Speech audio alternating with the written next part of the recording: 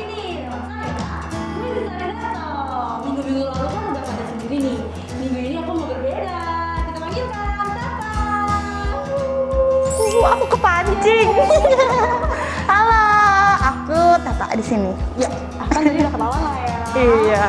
Oke, jadi kami berdua di sini ingin memaparkan informasi-informasi yang sangat penting di minggu ini, Tata. Iya, betul banget. Informasi yang pertama, Kita kayaknya seru nih kalau main clue gitu. wah gimana tuh Tata? Jadi mereka kayak yang nggak langsung tahu gitu informasinya. Clue yang pertama apa ya? Apa ya? Kayaknya aku kasihan kan sama kamu, jadi aku gampangin aja gitu. Hari lahir deh, apa tuh? Hari lahir. Hari lahir. Happy birthday dong. Kamu ini terlalu gampang. Oke, informasikan. Informasi pertama, happy birthday kepada Bapak Zulfantri pada tanggal 2 Maret dari Jembatan Lakasera. Lalu ada saudari Maria Nainggolan pada tanggal 2 Maret dari Jembatan Lakasera. Lalu yang ketiga ada saudari Melda Nainggolan pada tanggal 3 Maret dari Jembatan Lakasera. Yang terakhir ada saudari Yosartika Dewi Tampu Bawon pada tanggal 4 Maret dari Jembatan Lakasera. Happy birthday, Tuhan Yesus memberkati. Langsung aja kita masuk ke informasi yang kedua nih Tata. Kita main clue lagi nih. Apa nih? Aku kasih clue-nya. Oke. Ya. Apa? Pukul 5 sore. Apa ayo? Ibadah offline Tangerang. Bukan dong, kan kita saat ini tidak ada ibadah offline ya Bapak Ibu Iya, karena benar. masih Pandeminya masih naik ya guys, jadi kita harus stay safe, oke? Apa ya? lama banget nih. Kayaknya kalau online pastinya ibadah litri Cyprus.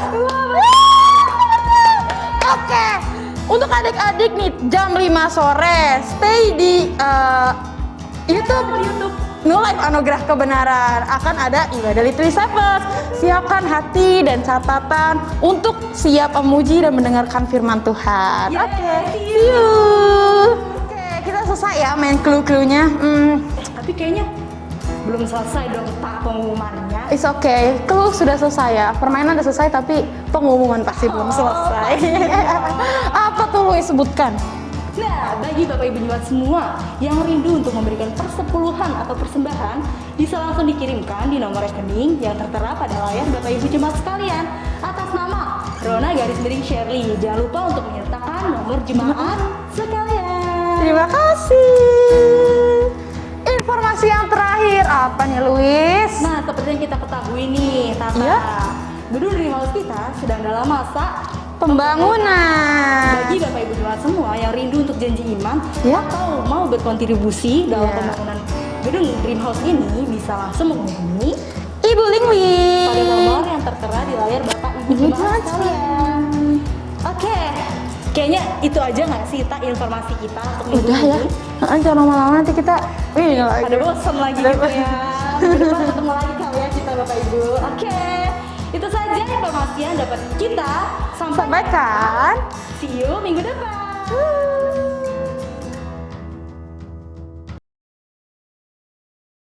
Selamat pagi Bapak Ibu Jemaat dimanapun berada. Kami dari Sound of Many Water. Sebelum kita memulai ibadah pagi ini, kita menyembah Tuhan. Tapi sebelum itu kita berdoa dulu. Bapak, terima kasih Tuhan untuk pagi ini Bapak, untuk kasih setiamu Tuhan, untuk anugerahmu Tuhan yang baru setiap hari dalam hidup kami Bapak. Tuhan, sebentar kami mau menyembah Engkau Tuhan, biar hati kami Tuhan, biar penyembahan kami Tuhan berkenan di hadapan Engkau Bapa. Ini kami Tuhan, ini kami Tuhan yang datang kepada Engkau dengan haus dan lapar. Penuhi kami Tuhan dengan urapan-Mu Tuhan. Roh Kudus penuhi setiap kami. Terima kasih Bapa dalam nama Tuhan Yesus.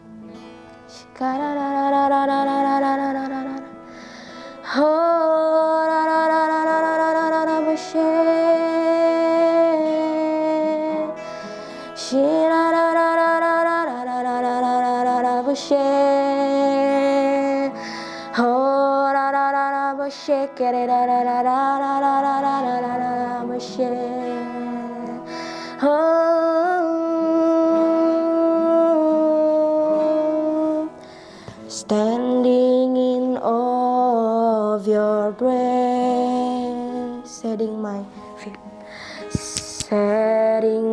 feet in your way, entering into your presence to behold you face to face, God of heaven, God of all heaven and earth, holding me in your embrace, unfailing love that surrounds me. Oh God, I stand amazed.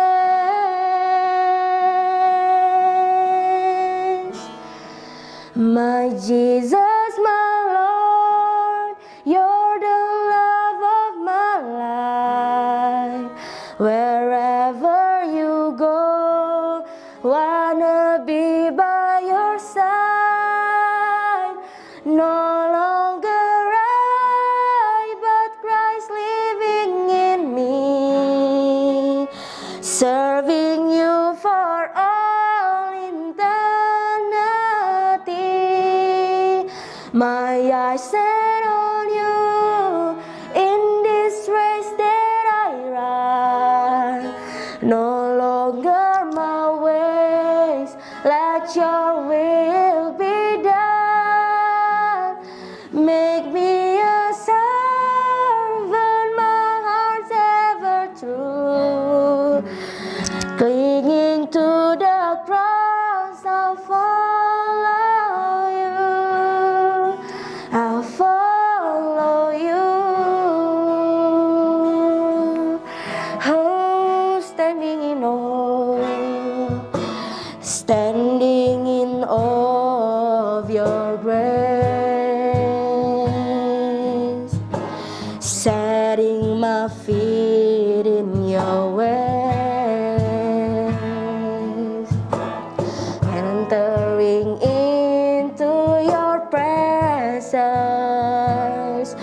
to behold you face to face, God of all heaven and earth, God of all heaven and earth, holding me in your embrace, unfailing love that surrounds me. Oh God, I stand amazed. My Jesus, my Lord, you're the love of my life. Wherever you go, wanna be by your side. No longer I, but Christ living in me, serving you for all eternity. My eyes set on you in this race that I run. No longer my ways, let your will be done. Make me a servant, my heart's ever true. Clinging to the cross, I'll follow you, my Jesus. Oh,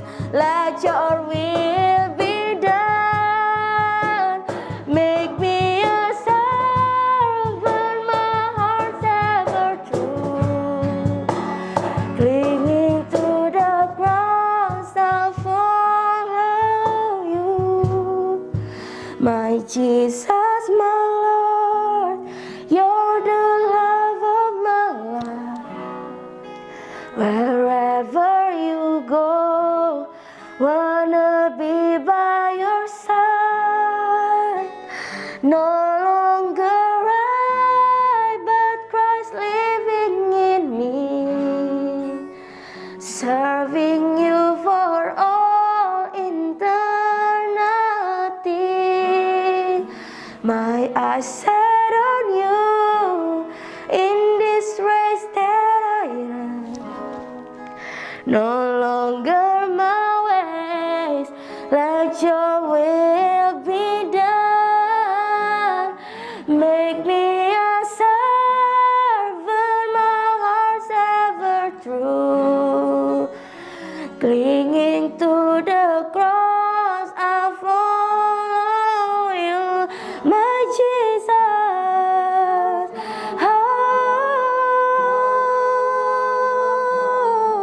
Oh, wherever you go, wanna be by your side.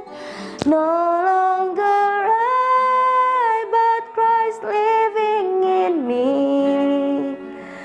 Serving you for all eternity. My eyes set on you in this race that I run. No longer my ways, let your will be done. Make me a servant, my heart's ever true. Clinging to the cross, I'll follow you.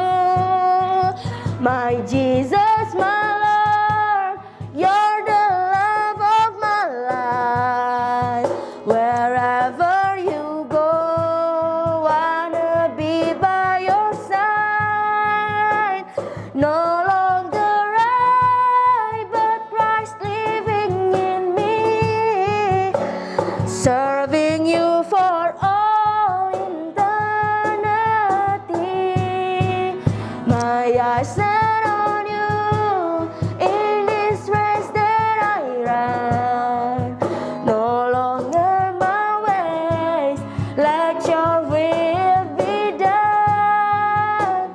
Make me a servant, my heart's ever true.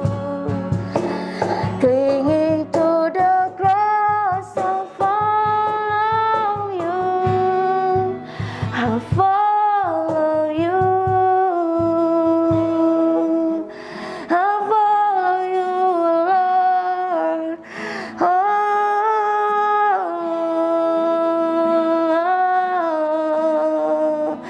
Oh,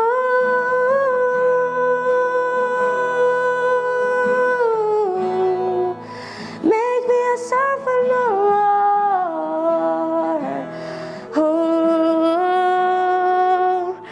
mengikut Yesus, itulah kesukaan hatiku. Ku lepas semua hakku untuk mengenal kehendaknya di hidupku. Mengiring Yesus, itulah kekuatan hidupku. Ku yakin anugerahnya mampu jadikanku anak yang berkenan selalu. Mengikut Yesus, itulah kesukaan hatiku. Ku lepas semua hakku untuk mengenal kehendaknya di hidupku. Mengiring Yesus, itulah kekuatan hidupku. Ku yakin anugerahnya mampu jadikanku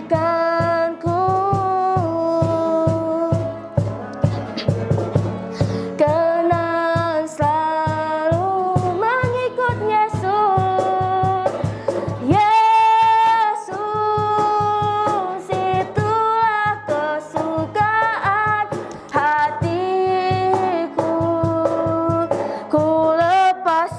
semua hakku untuk mengenal kehendaknya di hidupku,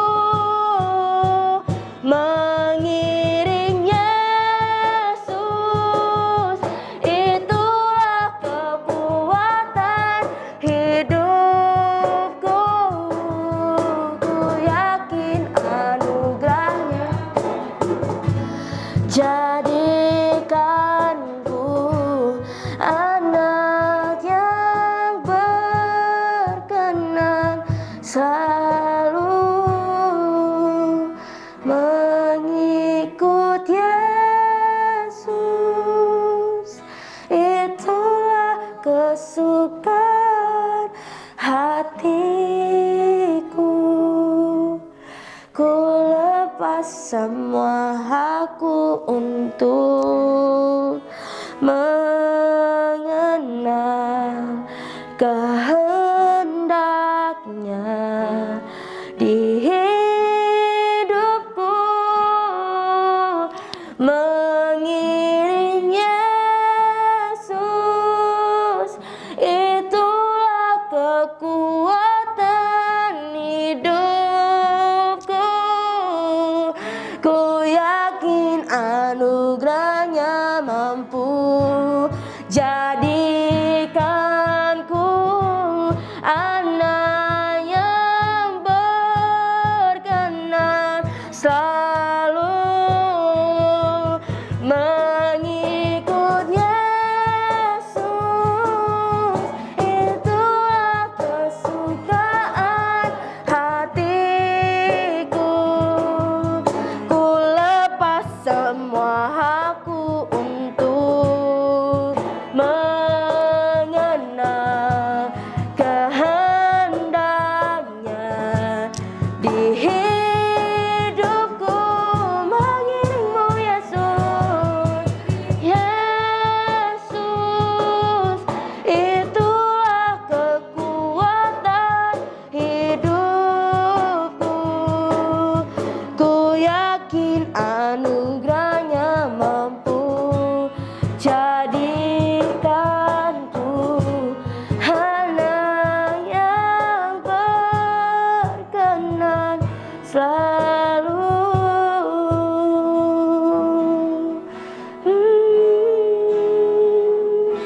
berkenan, selalu.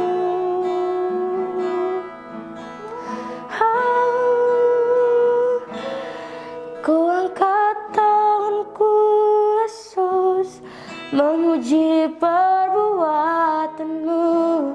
Sungguh tiada terukur kasih setiamu, dalam naungan sayapmu ku mau terus menyembahmu. Kasihmu terukir di lubuk hatiku. Ku angkat tangan kami, ku angkat tanganku Yesus, memuji perbuatanmu. Sungguh tiada terukur kasih setiamu, dalam naungan sayapmu ku mau terus menyembahmu. Kasihmu terukir di lubuk hatiku. Ku angkat tangan kami, ku angkat tanganku Yesus, memuji perbuatanmu. Sungguh tiada terukur kasih setiamu, dalam naungan sayapmu ku mau terus menyembahmu. Kasihmu terukir di lubuk hatiku. Ku angkat tanganku Yesus, memuji perbuatanmu. Sungguh tiada terukur kasih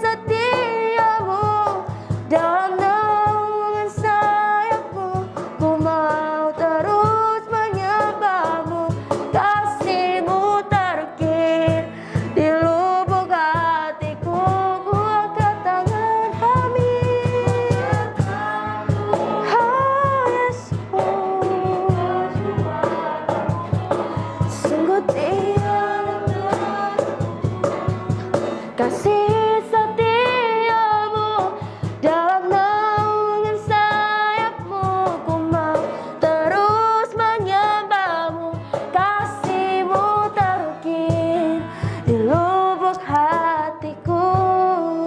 Ku angkat tangan kami, tanganku asuh, memuji perbuatanmu. Sungguh tiada terukur kasih setiamu dalam naungan sayapmu. Ku mau terus menyembahmu, kasihmu terukir di lubuk hatiku. Kasihmu terukir di lubuk hatiku. Kasihmu terukir di lubuk hatiku.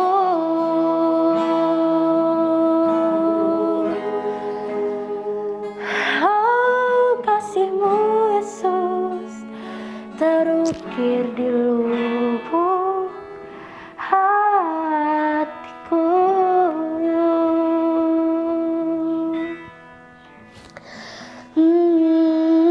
Shikararararabashe. Oh, shikarararararabashe. Benar Tuhan, kasih-Mu Tuhan terukir Tuhan dalam lubuk hati setiap kami Bapa. Terima kasih Tuhan untuk hadirat-Mu Tuhan yang memuaskan setiap hati kami Tuhan. Biar hadirat-Mu Tuhan menenggelamkan hidup kami Tuhan. Biar cinta akan rumah-Mu Tuhan menghanguskan jiwa kami Tuhan, menghanguskan hati kami Tuhan. Terima kasih Bapa, kami mau melayani Engkau Tuhan sampai akhir hidup kami Tuhan. Bapak, sebentar lagi kami mau mendengarkan firman-Mu Tuhan. Beri kami hikmat Tuhan, beri kami pengertian Tuhan yang baru Tuhan. Biar saat kami mendengarkan firman-Mu Tuhan, ada rema-rema yang baru Tuhan, ada rema-rema yang hidup Tuhan. Terima kasih Bapa, dalam nama Tuhan Yesus kami mengucap syukur. Amin.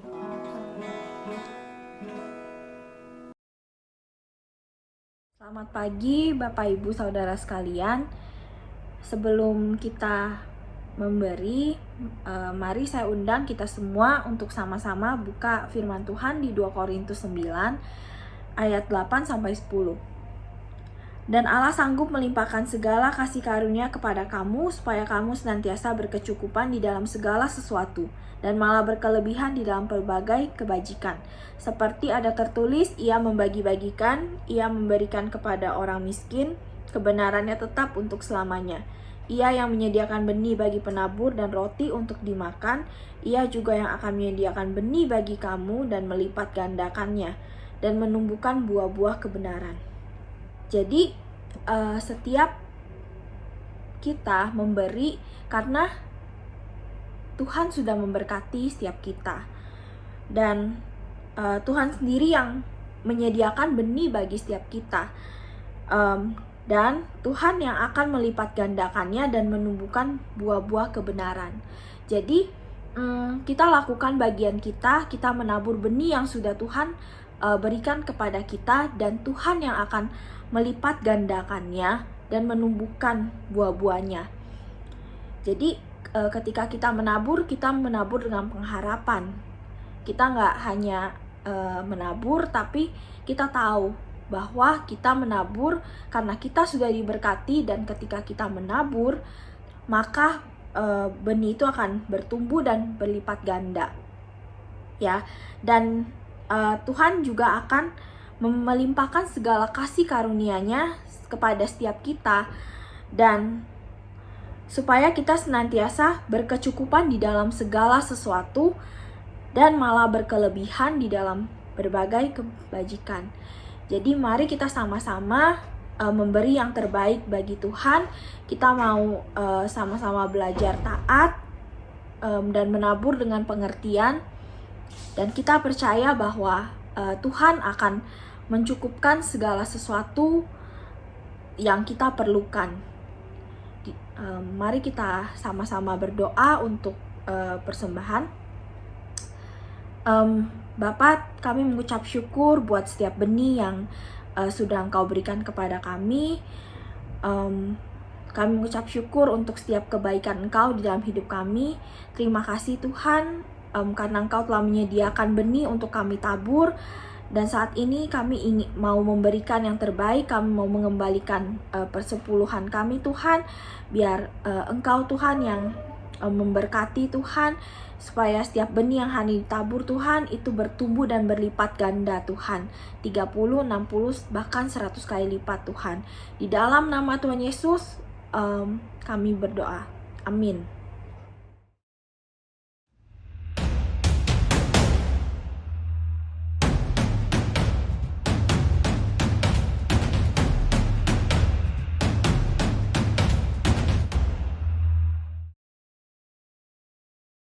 Selamat pagi saudara-saudari, selamat bertemu kembali. Pagi ini saya akan sharing firman Tuhan, saudara. Saudara, gini saudara, untuk kita hidup dalam Tuhan dan kita melangkah, saudara ya, dalam kehidupan kita sehari-hari, seringkali saudara ya, sebagai manusia, itu tuh butuh dorongan, saudara. Ya, benar nggak saudara? Saudara ngalamin nggak? Dan ternyata saudara, fakta membuktikan ya, bahwa satu-satunya ternyata yang harus didorong itu adalah diri kita sendiri gitu saudara. Ya. Nah, jadi pagi ini saudara, saya mau sharing firman Tuhan yang semoga firman ini menjadi berkat buat kita. Bagaimana kita belajar dari seorang hamba Tuhan yang luar biasa yang dipakai Tuhan di perjanjian lama, yang saya percaya saudara semua tahu ya. Pagi ini saya akan bicara mengenai Daud saudara. Ya, saya mau kenapa hati saya tergerak untuk bagi ini kenapa? Karena buat saya firman ini kayak buat kita tuh hidup Daud itu kayak buat kita bercermin untuk menjadi pendorong ya, pendorong bagi diri kita sendiri untuk kita mencapai breakthrough, untuk kita berjalan dalam panggilan kita, saudara. Tuhan sudah memberikan kepada kita segala berkat rohani di dalam surga. Firman Tuhan bilang seperti itu kan, saudara ya. Tapi bagaimanapun juga kita harus belajar dari firman Tuhan, apa yang firman Tuhan bilang, apa yang Tuhan sudah kasih sama kita, dan selain itu saudara, kita harus bergerak sesuai dengan apa yang Tuhan mau kita lakukan. Amin ya saudara ya. Oke, nah jadi saudara, pagi ini saya akan bicara mengenai Raja Daud saudara. Buat kita bercermin bersama-sama, buat kita menjadi pendorong buat kita untuk kita berjalan di dalam hidup kekristenan kita. Amin saudara ya. Nah saudara, saudara, ada beberapa hal kita bisa belajar dari kehidupan Daud, kenapa akhirnya Daud bisa mencapai tahtanya.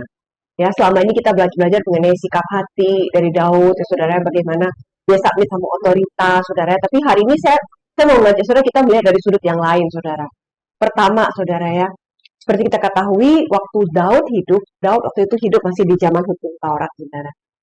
Nah, waktu Daud hidup di zaman hukum Taurat itu, orang-orang Israel, mereka melakukan kegiatan agama.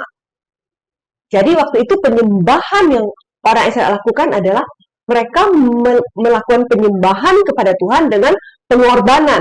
Saudara semua sama-sama tahu ya, mengorbankan domba, mengorbankan lembu, ya, mengorbankan binatang secara fisik. Itulah ibadah orang Israel pada waktu itu. Tetapi yang luar biasa, saudara, dari Daud adalah yang saya belajar, Daud itu beda, saudara. Di mana di waktu orang Israel masih melakukan penyembahan kepada Tuhan dengan cara yang agamawi, saudara. Daud sudah menemukan sesuatu yang berbeda. That's why he is different. Karena itu dia berbeda dari orang-orang umumnya, saudara. Penyebab pertama adalah karena Daud waktu itu sudah mengerti, menemukan apa yang namanya revolusi dalam penyembahan, saudara. Saudara kita sama-sama tahu, Daud dengan mazmurnya, bagaimana dia menggubah begitu banyak mazmur. Saudara, dari mazmur itu kita bisa lihat, saudara ya, hubungan pribadi Daud dengan Tuhan. Daud bisa menangkap hatinya Tuhan, saudara. Inilah yang tadi saya bilang namanya revolusi penyembahan. di mana waktu orang-orang semua masih menyembah secara fisik dengan kedagingan, dengan agama, Daud sudah masuk ke revolusi penyembahan. Bagaimana Daud bukan hanya secara fisik, tetapi juga Daud secara hubungan. Ya, Daud mengerti apa yang namanya menyembah. Bagaimana dia menyembah Tuhan dari hatinya, bagaimana dia mengerti isi hatinya Tuhan, dan bagaimana kalau kita baca Mazmur sama-sama saudara, kita mengerti bagaimana Daud mencurahkan isi hatinya kepada Tuhan saudara. Ada hubungan yang begitu intim antara Daud dengan Tuhan. Saudara, saya percaya ini adalah basic, ini adalah hal terutama saudara, yang membuat Daud itu berbeda, yang membuat dia dipakai Tuhan luar biasa. Karena basicnya benar, saudara. Basicnya adalah dia menemukan yang namanya revolusi penyembahan. Dan dari situ datang suatu kekuatan yang dari Tuhan, dan dia mengenal hati Allah. Jadi saudara, poin pertama saudara yang kalau kita mau belajar hari ini sama-sama saudara, kita mau belajar bahwa bukan rutinitasnya, saudara ya, bukan targetnya waktu kita mau berdoa sama Tuhan, kan kegiatan agama, tetapi ini bicara mengenai heart to heart connection. Hati kita dan hati Tuhan bertemu. Amin saudara, itu poin pertama yang saya mau sharing mengenai Daud. Poin kedua saudara, saudara pasti masih ingat ceritanya sama-sama saudara ya, karena kita sama-sama baca Alkitab saudara ya. Bagaimana Daud itu waktu dia mau ngelawan Goliat saudara ya.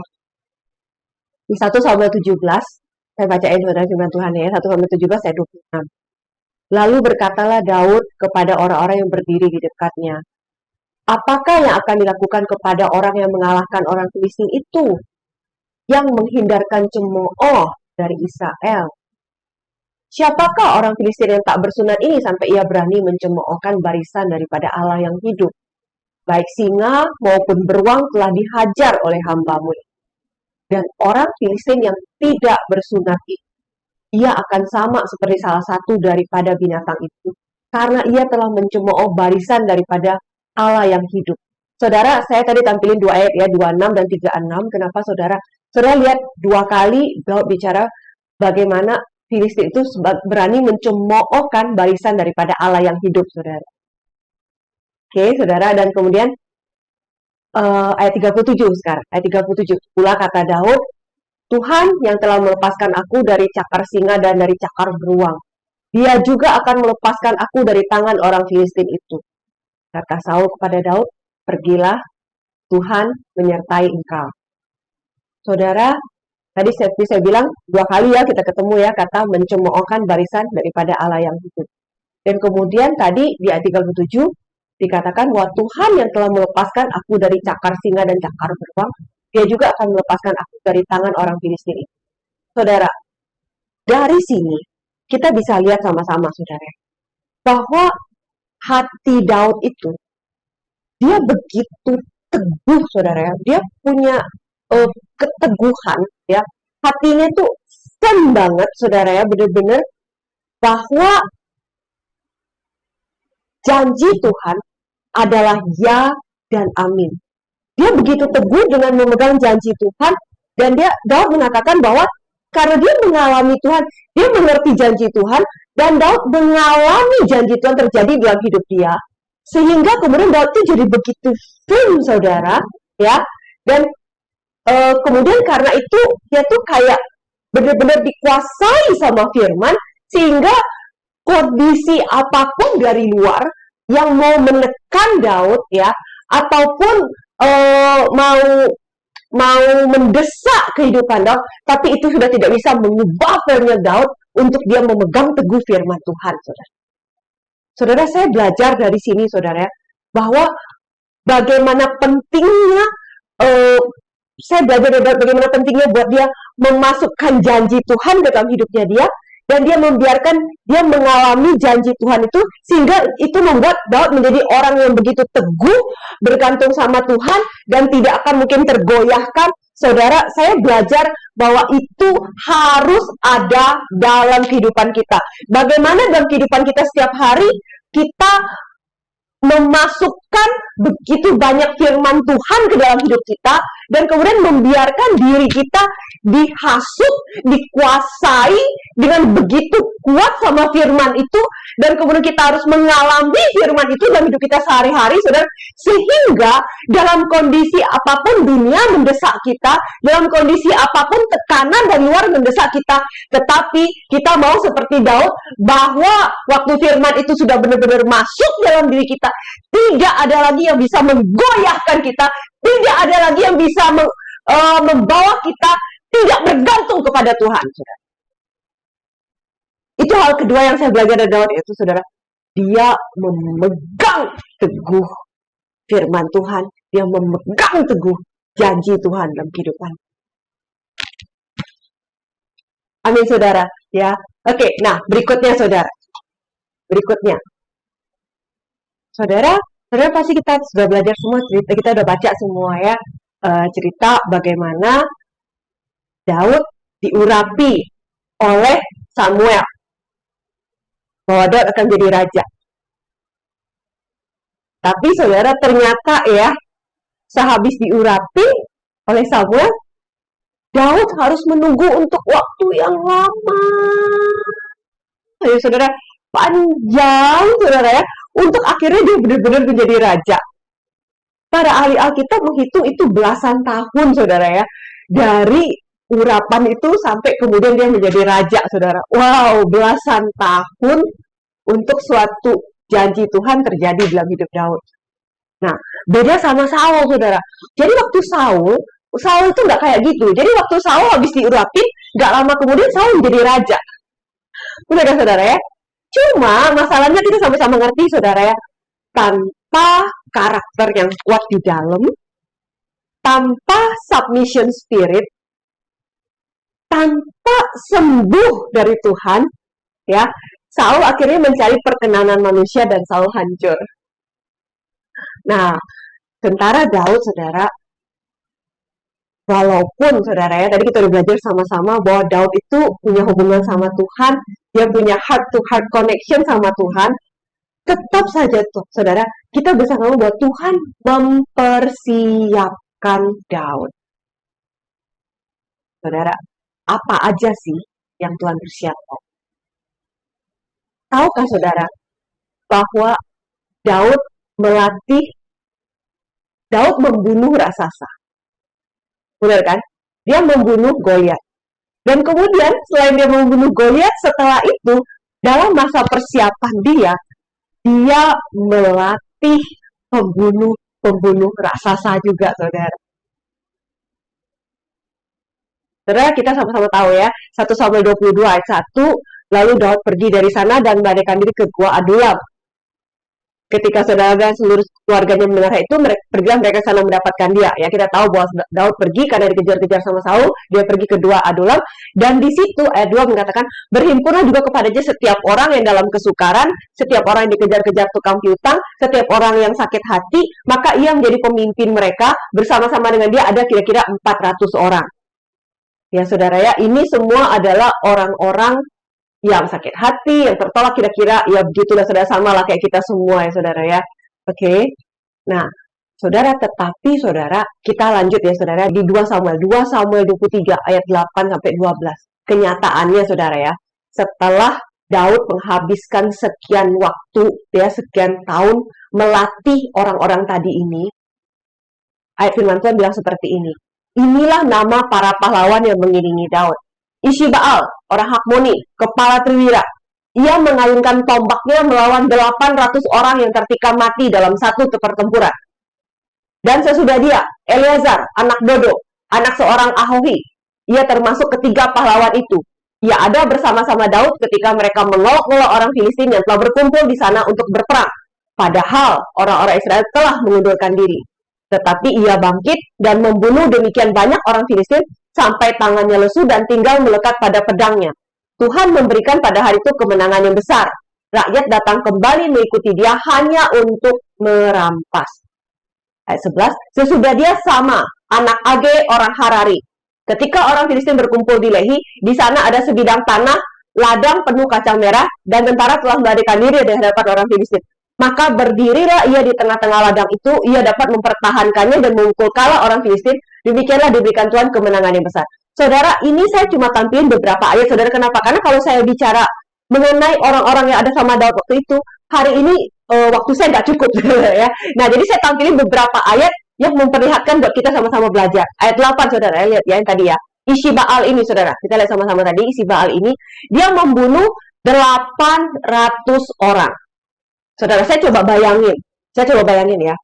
Ini orang, tadi yang katanya loser ya, pecundang, orang kalah. Yang dilatih oleh Daud. Dia ikut sama Daud, belajar sama Daud.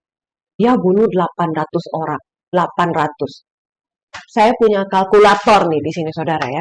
Seandainya, saudara ya, seandainya kan zaman dulu kalau namanya orang perang, orang kan 1 lawan 1, nggak kayak yang kalau zaman sekarang pakai pistol gitu, gitu ya.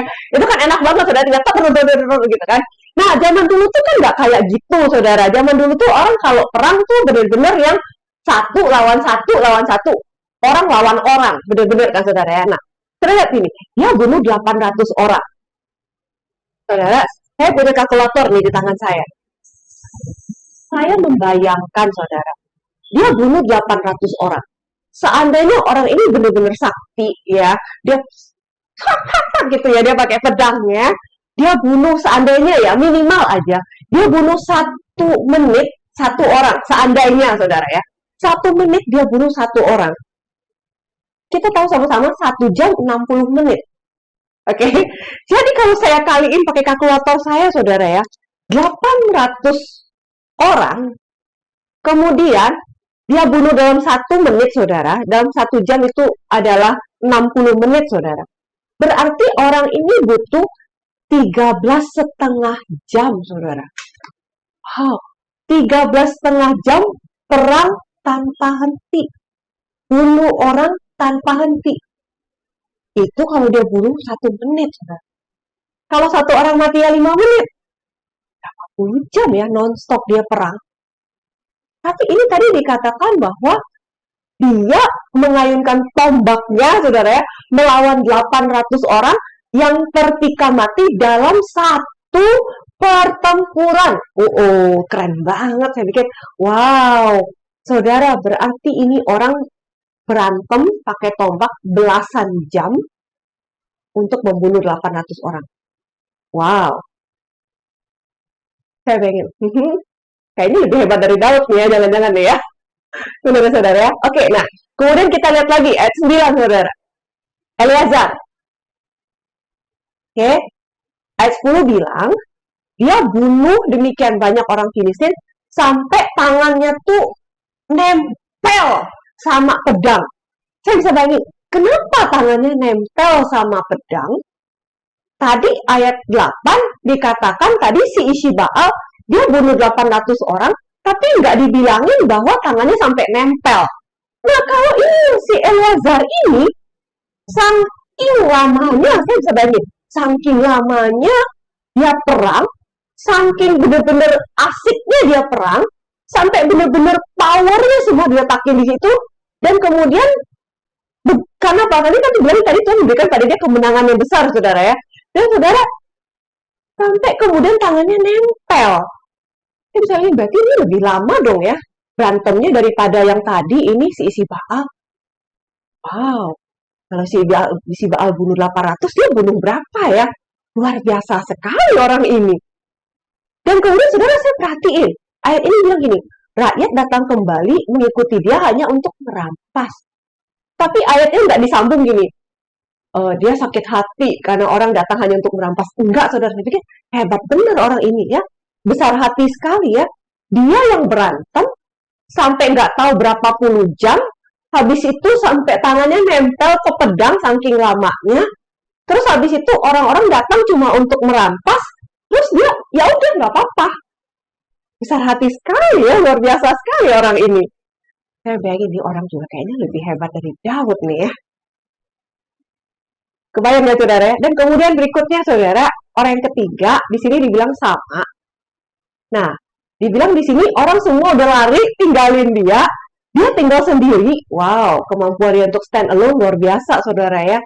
Dan kemudian Tuhan hari itu memberi keselamatan yang besar karena dia mempertahankan dan memukul kara orang Filistin. Wow. Kita lanjut ya. Firman Tuhan bilang lagi seperti ini. Di bawah Triwira ada 2 komandan. Di 1 Tawaris 11 ayat 22 sampai 23, saudara. Ayat 20. Saya baca dari ayat 20 sedikit ya.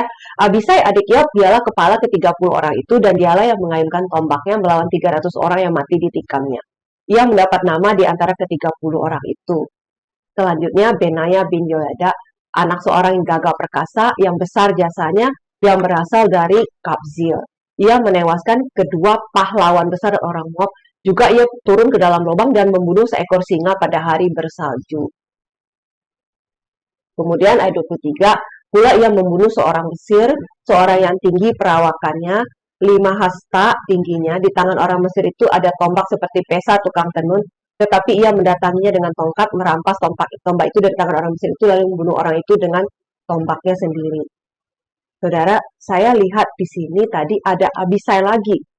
Dia bunuh 300 orang. Yang tadi 800, ini 300. Kemudian ada 22 dikatakan Benaya. Benaya ini dia menewaskan kedua pahlawan besar Moab dan habis itu dia juga mengalahkan singa. Seperti Daud, saudara ya. Dan kemudian kita lihat tadi di ayat 23, lanjutannya saudara ya, lanjutan mengenai Benaya. Dia seperti Daud, dia bunuh singa juga. Dan kemudian saudara, dia juga mengalahkan raksasa. Saudara lihat ya, seorang yang tinggi perawakannya 5 hasta tingginya. Ya, pakai tombak, tapi dia mendatangi orang itu, dia bunuh raksasa itu. Ya, saudara. Tadi saya bagikan ini mengenai beberapa orang saja nih, saudara ya. Beberapa orang saja yang dilatih oleh Daud. Dan kita sama-sama lihat, sepertinya mereka lebih hebat ya dari Daud. Benar kan, saudara? Daud mengalahkan singa, beruang, Goliat, benar kan ya? Oke, tetapi saudara, orang-orang yang lebih hebat ini memilih untuk mengabdi penuh pada Raja Daud, kepada Daud waktu itu menjadi raja. Dan anehnya saudara, kita sama-sama lihat beberapa dari mereka ini yang dilatih ini, mereka mengikuti Daud yang membunuh raksasa, dan kemudian mereka juga menjadi pembunuh raksasa. Jadi saudara, saya belajar dari hal ini. Dan saya percaya saudara juga belajar. Kalau Anda mau menjadi pembunuh raksasa, ikutilah seorang pembunuh. Amin, saudara. Saya ulang ya. Kalau Anda mau menjadi pembunuh raksasa, ikutilah seorang pembunuh raksasa. Untuk mencapai tahtanya, Daud diproses Tuhan, saudara. Untuk melatih dan mempersiapkan para pembunuh raksasa ini. Jadi seperti Daud sendiri. Saudara, sama seperti Daud dalam perjalanan kita untuk melangkah, saudara ya, masuk ke dalam rencana Tuhan atas hidup kita. Tuhan mau kita ikut seorang pembunuh raksasa. Dan kemudian saudara, bukan cuma ikut, Tuhan mau kita menjadi pelatih untuk pembunuh raksasa juga bagi orang-orang lain.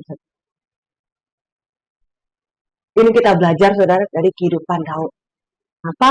Karena Daud melatih pembunuh raksasa ini, dan kemudian pembunuh-pembunuh raksasa inilah yang bersama-sama mereka sehati mengantarkan Daud ke tahtanya yang merupakan callingnya Daud. Ya, jadi saya percaya ini adalah suatu step yang dilewati Daud, dan sama seperti Daud, ini adalah suatu step yang Tuhan rancang buat setiap kita anak-anak Tuhan, buat kita belajar sama-sama pagi ini. Bahwa Tuhan mau kita mengikuti seorang pembunuh raksasa, dalam arti kata Tuhan mau kita dimuridkan, dan kemudian Tuhan mau kita melatih juga pembunuh raksasa supaya menjadi seperti kita. Tuhan mau kita juga memuridkan orang lain, dan itu adalah proses Tuhan dalam perjalanan di mana Tuhan membawa kita ke dalam calling-nya kita.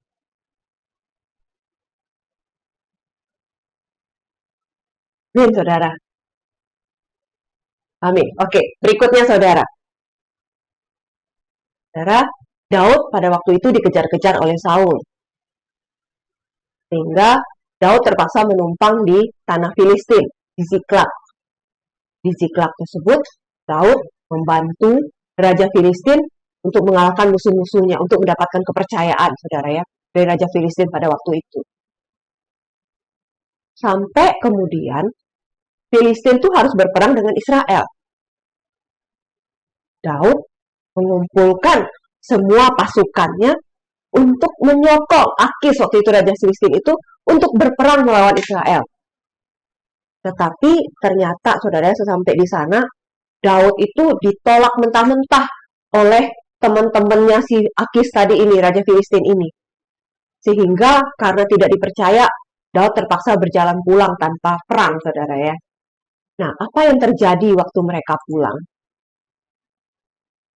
Ternyata, saudara, waktu mereka pulang, Amalek sudah menyerang Ziklag. Ya, menyerang kotanya yang tadi didiamin oleh Daud dan teman-temannya ini.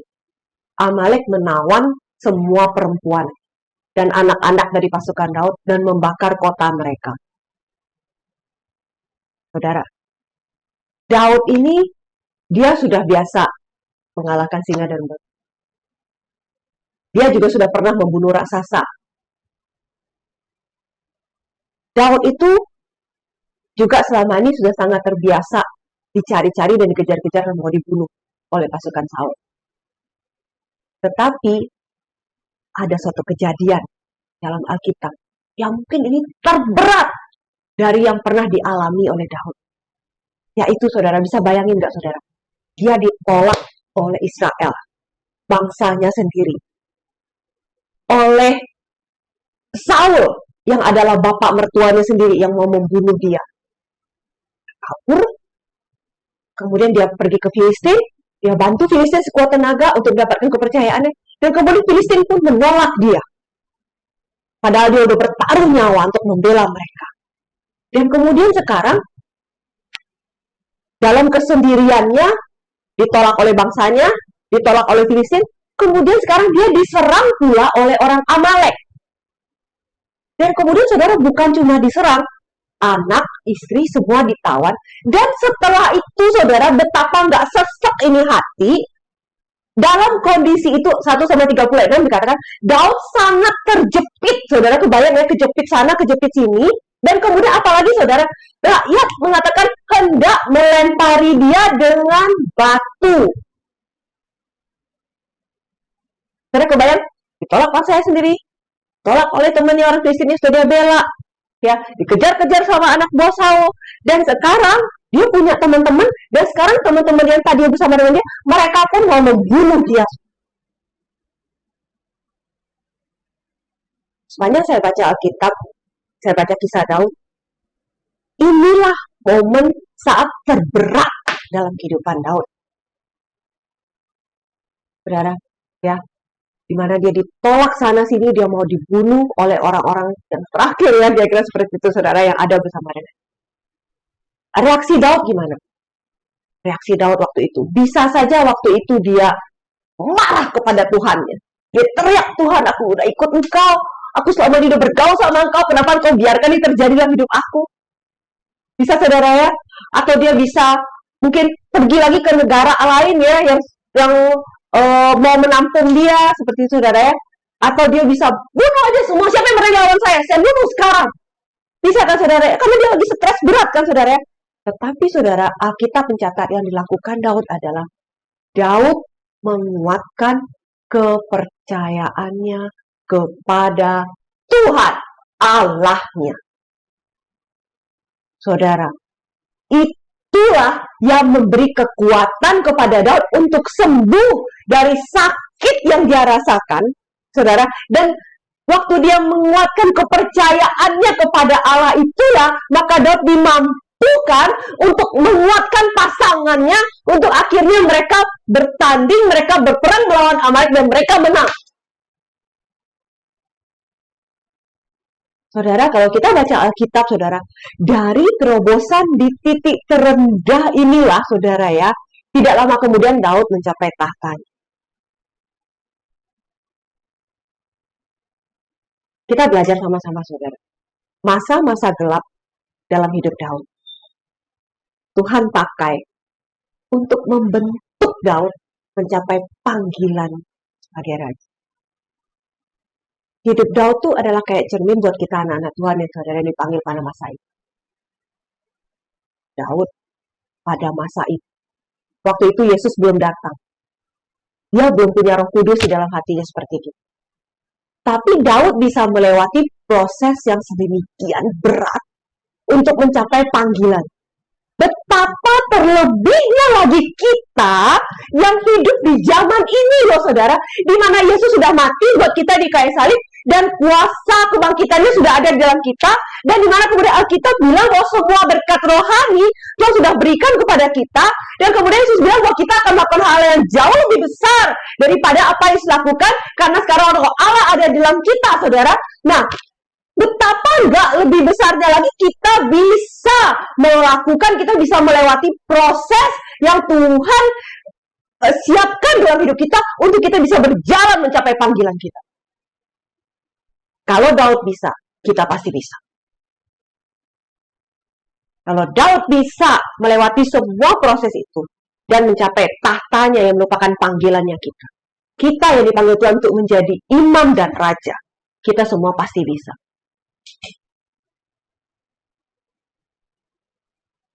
Kita diciptakan dahsyat dan ajaib. Firman Tuhan bilang seperti itu. Kenapa Tuhan harus bilang kita dahsyat dan ajaib? Karena dahsyat dan ajaib jugalah Tuhan mau pakai setiap hidup kita. Masalahnya, saudara, seperti yang dikatakan oleh seorang hamba Tuhan. Seorang hamba Tuhan bernama Larry Dando berkata seperti ini, saudara. Allah tidak bertanggung jawab untuk membuat kita meraih potensi. Allah tidak bertanggung jawab untuk membuat kita meraih potensi. Tuhan sudah memberikan kepada kita semua berkat rohani di surga, betul, ya. Tapi Tuhan tidak bertanggung jawab untuk membuat kita meraih potensi kita. Kenapa? Karena tanggung jawabnya di tangan kita, saudara. Saudara, Daud melewati satu titik terendah dalam kehidupan dia, di mana seolah-olah seluruh dunia menolak dia, di mana seolah-olah waktu itu dia sendiri, di mana seolah-olah waktu itu tidak ada seorang pun yang mengerti dia, kesengsaraan yang dia alami. Dan dia melewati ujian kepahitan itu, melewati ujian kesetiaan itu, dengan menguatkan kepercayaannya kepada Tuhan. Itu kita belajar tadi, saudara. Saudara, dalam zaman kekristenan kita sekarang sedang melihat orang kecewa, melihat orang jatuh. Dan kemudian kita akan bilang gini, oh, kita dengan empatinya kita akan bilang gini kan, oh iya, bener sih, nah, saya maklum kamu jatuh, kamu punya akar memang, dulu kamunya masa lalu kamu tertolak, kamu tidak mendapatkan kasih, pantas aja kamu begitu ya, saya maklum ya. Saudara, it's okay, nggak salah saudara ya, nggak salah sih kita maklum sama orang, karena Tuhan juga mau kita mengasihi orang, kita menerima orang semuanya saudara ya, benar. Tapi sekarang kalau kita bicara buat diri kita pribadi, ya saudara, satu orang ya. Daud juga orang tertolak. Waktu di rumah papanya, waktu Samuel datang mau mengurapi, anak-anaknya semua dikumpul. Tapi Daud nggak dipanggil. Daud waktu itu cuma di padang, mengembalakan domba yang katanya cuma 2-3. Kenapa begitu? Dengan kata lain, padahal waktu itu Samuel lagi mau mencari anaknya buat dilatih jadi raja. Dengan kata lain, pertama, buat bapak Daud, 2-3 ekor domba lebih berharga daripada Daud. Kemudian, dengan kata lain juga, Daud tuh nggak penting. Saudara-saudara lain semuanya penting, tapi Daud nggak penting. Saudara, lihat kenyataan ini. Daud orang tertolak. Saudara, yang tinggal di rumah bapaknya, tapi dia sebenarnya ditolak sama papanya. Tapi saudara, kenapa orang zaman sekarang bisa waktu jatuh, dia kayak yang, oh iya, saya kan tertolak, kamu maklum dong. Makanya saya bisa kayak gini, saya kan punya akar dulunya masa lalu saya. Kenapa Daud nggak bilang gitu?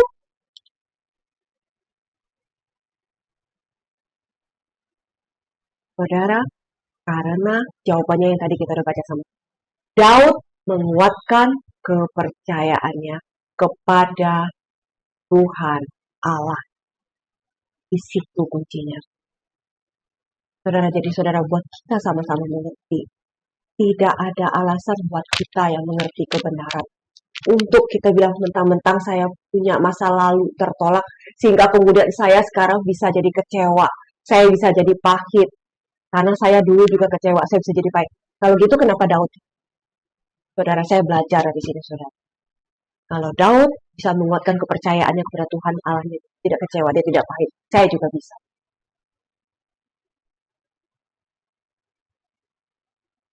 Amin, saudara. Saudara, masalahnya saudara, banyak anak Tuhan gak ngerti. Banyak anak Tuhan bukannya menguatkan kepercayaan mereka kepada Allah. Mereka sibuk menyalah-nyalahkan. Menyalahkan si A, menyalahkan si B, mencari kambing hitam, mencari kambing putih. Dan akhirnya saudara, apa akibatnya? Mereka gagal. Apa yang dimaksud dengan Daud menguatkan kepercayaannya kepada Tuhan Allahnya? Maksudnya adalah begini, saudara. Waktu saudara mengalami suatu tekanan seperti yang Daud alami, saudara, kita perlu untuk masuk sendiri bersama dengan Tuhan.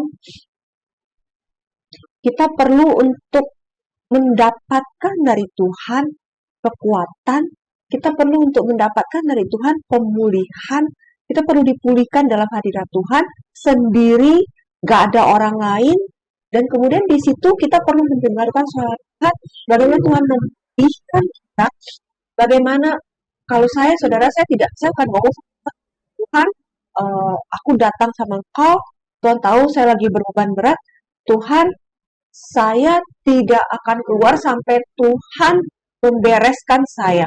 Dan saudara, di situ saya akan iya sama Tuhan, saya akan curhat, saya akan nangis, saya akan menyembah Tuhan, dan saya tidak akan keluar sampai saya tahu Tuhan sudah memulihkan saya, sampai saya mendengar Tuhan berbicara kepada saya. Dan saya tahu setelah itu, saya sudah dikuatkan oleh Tuhan. Itulah yang dimaksud dengan Daud, kuatkan percayaan pada Tuhan. Pagi ini kita belajar sama. Harusnya kalau kita mengerti caranya, kita nggak mungkin gagal. Kita mau belajar dari Daud. Daud juga masalahnya sama kok dengan kita, tetapi dia bisa melewati. Dan kita juga pasti bisa. Akan ada saatnya di mana Tuhan mengizinkan kita mengalami saat-saat di mana seperti Daud, kita ditinggal, kita sendiri, kita dilecehkan, kita disakitin, kita dianggap lemah, kita dimarahin, kita benar-benar seperti seolah-olah seluruh dunia menyudutkan kita, saudara. Tapi saudara, kita pasti bisa melewati seperti Daud. Kita dapatkan kepercayaan. Tuhan tidak pernah merancang kita untuk gagal, saudara. Tetapi Tuhan merancang kita untuk tumbuh. Saudara, Allah itu baik.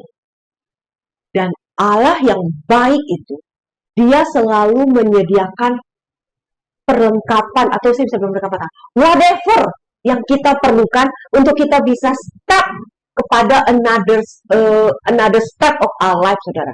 Ya, Tuhan selalu menyediakan apa yang kita butuhkan untuk kita bisa melangkah lebih jauh ke titik yang lebih tinggi, ke dalam kita semakin mendekati kepada panggilan kita, semakin kita mendekati kepada rencana Tuhan dalam kehidupan kita. Contoh, saudara, waktu Tuhan menciptakan Adam dan Hawa, kita lihat sama-sama. Tuhan sebelum menciptakan Adam dan Hawa, Tuhan nggak kasih dulu ada matahari, ada bulan, ada bintang. Tuhan kasih dulu semua yang mereka perlukan untuk hidup. Benar gak, saudara? Kenapa? Karena itulah Tuhan kita. Tuhan kita itu baik dan dia menyediakan apa yang kita perlukan untuk kita bisa mencapai calling yang Tuhan sudah sediakan buat kita. Saudara, kita lihat lagi sama-sama. Waktu bangsa Israel keluar dari perbudakan Mesir, saudara ya. Kita lihat Keluaran 13 ayat 17. Setelah Firaun membiarkan bangsa itu, Allah tidak menuntun mereka melalui jalan ke negeri orang Filistin. Walaupun jalan ini yang paling dekat. Sebab firman Allah, jangan-jangan Bangsa itu menyesal apabila mereka menghadapi peperangan sehingga mereka kembali ke Mesir. Saudara, Tuhan menjaga bangsa Israel karena mereka belum siap untuk perang.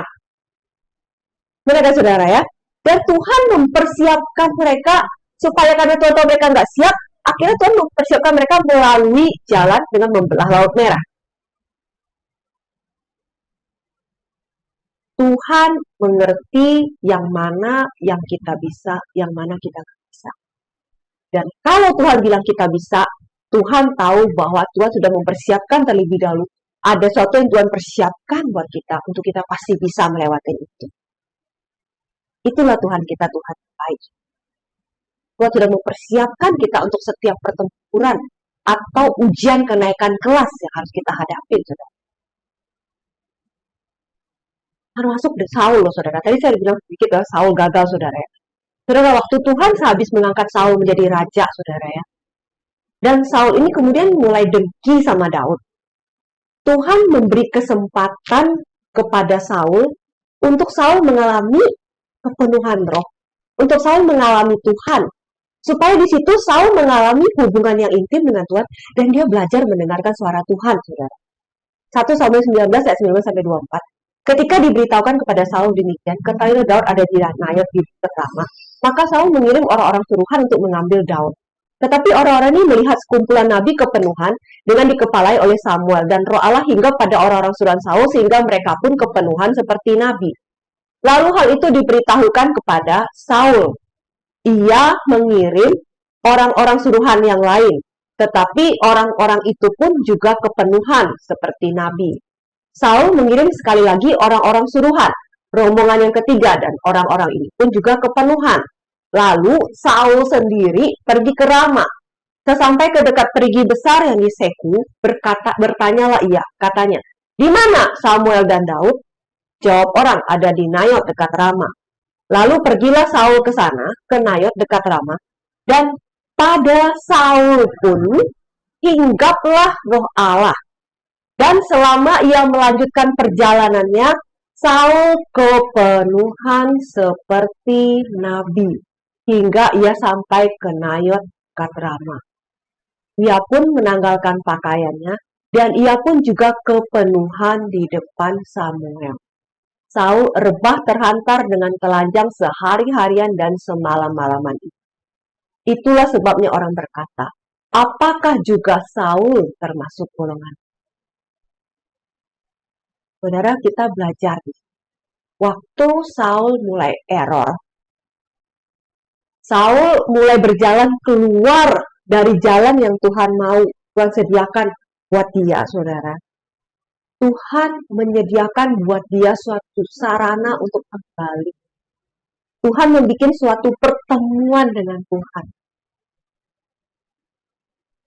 Tuhan mengizinkan dia mengalami kepenuhan, saudara. Dan kemudian saudara sudah lihat di sini, dia menanggalkan pakaiannya. Apa artinya? Tuhan mengizinkan dia menjadi apa adanya di hadapan Tuhan. Saul menjadi apa adanya di hadapan Tuhan.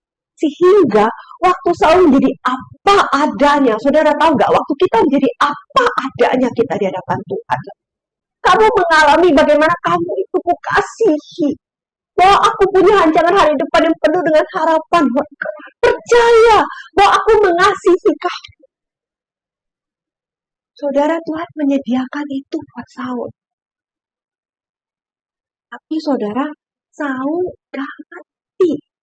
Walaupun dia mengalami kepenuhan, dia nggak menyediakan dirinya untuk berbalik kepada sarana Tuhan itu. Dia nggak menyediakan dirinya untuk mendengar suara kasih dari Tuhan itu, saudara. Pada Tuhan sediakan nggak? Tidak. Itu yang buat akhirnya Saul gagal. Saudara, itu yang tadi saya bilang. Buat setiap kita anak-anak, Tuhan mau membawa kita kepada hari depan yang penuh dengan harapan. Tuhan mau membawa kita kepada destiny kita. Kita harus melewati step di mana kita harus naik kelas. Kita harus naik kelas. Kita harus naik kelas. Dan dalam setiap ujian kenaikan kelas itu, saudara, Tuhan sudah menyediakan segala sesuatu yang Tuhan tahu kita perlukan. Karena Tuhan tidak mau gagal. Tapi Tuhan mau kita maju, Tuhan mau kita Allah tidak bertanggung jawab untuk membuat kita meraih potensi. Kita sendiri yang bertanggung jawab. Karena Tuhan sudah menyediakan semua. Dan kita, pagi ini saudara, ini saya mau sharing. Tiap kita yang mendengar firman, saya berdoa supaya firman pagi ini menjadi benih yang bertanam di setiap kita. Supaya benih ini mendorong setiap kita berjalan. Bahwa Tuhan tidak bertanggung jawab untuk membuat saya meraih potensi saya.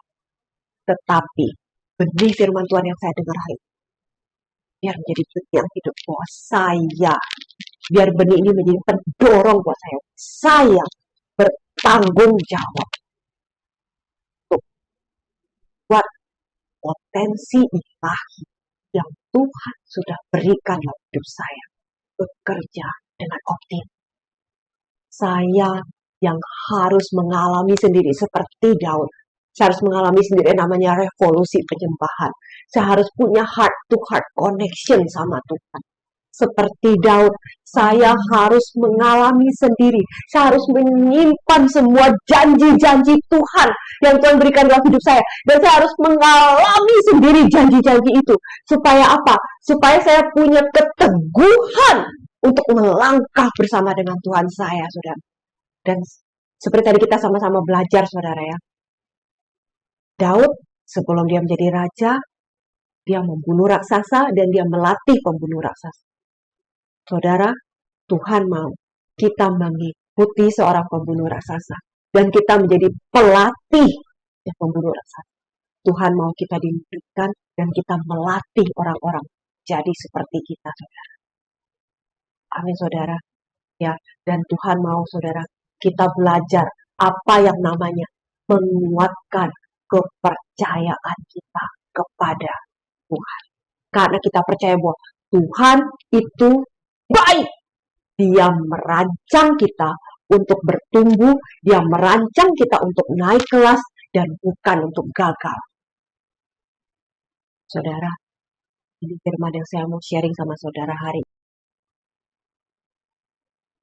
Sama seperti Daud. Setelah Daud melewati proses-proses ini, Daud mencapai destiny.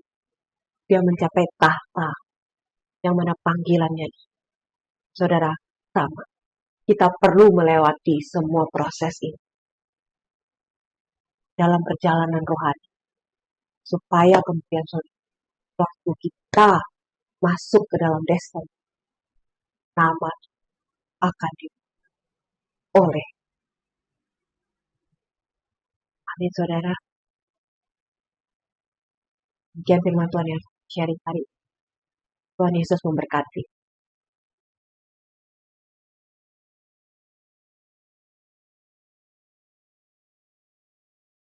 Pagi, saudara kekasih dalam Tuhan, bersukacita kita bisa mengambil perjamuan kudus bersama. Mari kita siapkan roti dan anggur, dan siapkan hati, terutama hati kita untuk mengambil perjamuan kudus. Mari kita sama-sama angkat roti ini, dan kita mau berdoa. Bapa kami di surga, kami mengucap syukur untuk waktu ini. Kami boleh mengambil perjamuan kudus. Terima kasih Bapa untuk waktu ini. Kami bisa mengingatkan akan Engkau Tuhan, kasih-Mu Tuhan dalam hidup kami Tuhan. Engkau setia dan taat sampai mati di atas kayu salib. Dan roti yang kami angkat ini adalah melambangkan tubuh-Mu Tuhan yang diberikan kepada kami Tuhan. Kami sungguh percaya, kami berdoa dalam nama Tuhan Yesus ada kuasa. Kami sungguh percaya bahwa roti ini ketika kami memakannya menjadi bagian dalam tubuh kami. Di dalam nama Tuhan Yesus. Di dalam nama Tuhan Yesus. Dan kami mau confess sama-sama. Saudara kekasih dalam Tuhan, mari kita confess sama-sama. Tuhan Yesus, saya mengucap syukur untuk roti ini yang melambangkan tubuh. Saya percaya ketika saya memakannya, maka tubuh-Mu menjadi bagian dalam tubuhku. Dan tubuhku menjadi sehat, kuat, dan panjang umur menyertaiku. Aku menolak setiap sakit penyakit dalam tubuhku. Aku katakan dalam nama Tuhan Yesus, keluar. Saudara kekasih dalam Tuhan, sebut nama penyakitnya. Tolak dia keluar di dalam nama Tuhan Yesus. Karena saat ini berkuasa. Saat ini ada kuasa Tuhan di dalam nama Tuhan Yesus.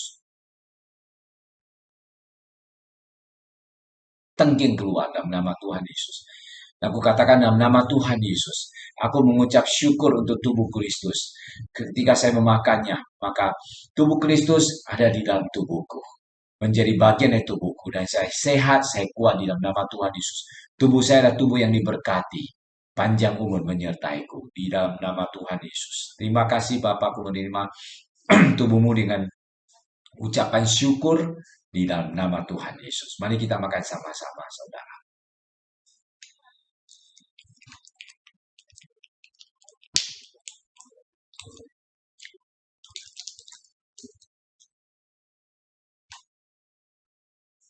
Mari kita angkat anggur ini. Tuhan Yesus, kami mengucap syukur untuk anggur yang menamakan darah-Mu yang dicurahkan di atas kayu salib buat kami. Bapa, kami berdoa dalam nama Tuhan Yesus, darah-Mu ini mempunyai kuasa saat ini mengalir dalam tubuh kami ketika kami meminumnya. Kau menebus kami satu kali untuk selama-lamanya. Engkau melayakkan kami untuk masuk dalam tata suci Allah. Kami layak dengan keberanian kami masuk dalam tata suci Allah di dalam nama Tuhan Yesus. Dan Tuhan, ketika kami meminum anggur ini, darah-Mu menjadi bagian dalam tubuh kami, mengalir dalam tubuh kami. Hikmat Tuhan mengalir. Kuasa Tuhan mengalir di dalam nama Tuhan Yesus.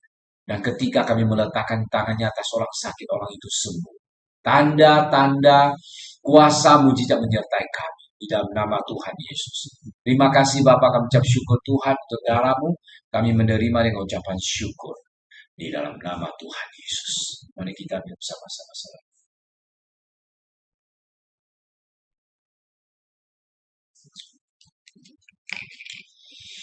Mari kita berdoa. Bapa kami di surga, kami ucap syukur Tuhan. Terima kasih Tuhan Yesus untuk perjamuan kudus ini. Kami percaya punya kuasa dan memberkati tubuh kami. Di dalam nama Tuhan Yesus kami ucap syukur. Amin. Haleluya. Tuhan Yesus. Bapak Ibu Saudara, kebaktian kita sudah selesai. Angkat tangan saudara dan terima berkat dari Tuhan. Bapak mengucap syukur untuk pagi hari ini. Kiranya umat-Mu diberkati ketika masuk dan keluar. Apapun yang dikerjakan oleh tangan yang berhasil. Dan kiranya umat-Mu berjalan di dalam urapan Tuhan semakin hari semakin kuat. Dari kemuliaan kepada kemuliaan, dari iman kepada iman. Kiranya pelayanannya berhasil, ya, menghasilkan banyak murid dan pemimpin-pemimpin yang luar biasa. Kiranya jemaat-Mu, umat-Mu Tuhan yang besar ini bertumbuh, berkembang dari generasi ke generasi, dari suku bangsa demi suku bangsa, dan menjangkau hingga ke seluruh pelosok dunia. Diberkatilah jemaat ini di dalam nama Tuhan Yesus Kristus. Amin.